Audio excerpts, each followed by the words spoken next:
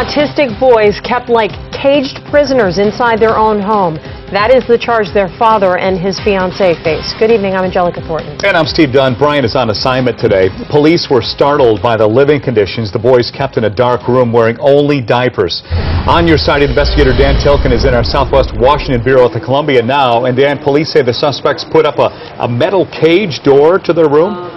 Right. Police say that they removed the normal door on that bedroom and they replaced it with that locked metal gate. Now, these two boys, they're just 5 and 7 years old. They and two other boys, ages 9 and 11 months, are now in protective custody, and their parents, they are under arrest. Now, police say that Child Protective Services, they got a tip to go to the Springfield Meadows apartment. That is near the Vancouver Mall. The tip said the two autistic boys were being kept like prisoners by their father, who's 30-year-old John Eckhart, and his fiancée, 26-year-old Elena Higdon. Now, a police officer wrote in a report that she saw an arm of a small child hanging out of what appeared to be a modified cage that was in place of a door on one of the bedrooms.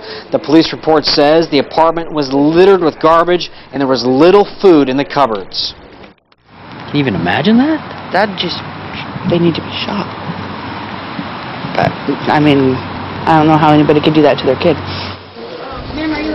Police say that Elena Higdon is the mother of the two other boys. Police say she told them the two autistic children were not her responsibility to care for. Well, she and John Eckhart are charged with unlawful imprisonment and criminal mistreatment. Now, also, according to the police report, that neither of the two autistic boys could speak. They tried to communicate with police officers by grunting. Dan Tilkin, K2 News. Dan, before you go, did police give you any indication at all whether the couple just didn't know how to care for the autistic children or whether there was something more sinister going on here?